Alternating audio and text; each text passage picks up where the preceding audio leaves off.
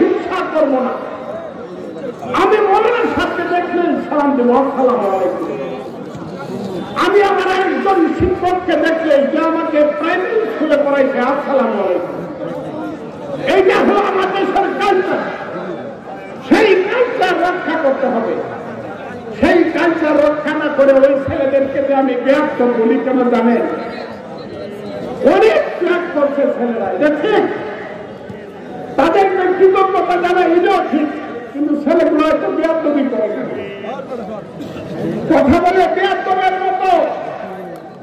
আমার নামটা বলে ফজলুর বলে না। আরে আমি তোমাদের বিরুদ্ধে একটা কথা বলছি, তুমি তো আমার সন্তান, তোমার মা আমার সুন্দর। আমি যখন মুক্তিযুদ্ধ করছি তখন তোমার মার সাথে তোমার বাপের দেখা হয়েছে। তুমি আমার নাম ধরে ফট করে কথা বলে তুমি ব্যর্থ। তোমার কাছে আমি দেশ ছেড়ে দিব? তোমার কাছে আমি দেশের মানুষের দায়িত্ব ছেড়ে দিব না। আমরা দায়িত্ব দিব সেই মানুষের কাছে যারা এই দেশের মানুষের কাছে মাথা নিচু করে, হাত জোড় করে, পায়ের কাছে বসে সম্মান সহকারে মানুষকে দেশ চালাবে।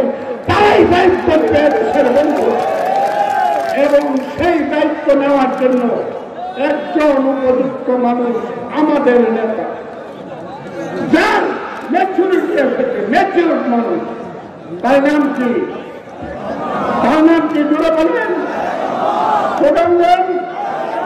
তারেক রহমান। আমাদের নেতার নাম তারেক রহমান। সেই ম্যাচুরিটি এসেছে।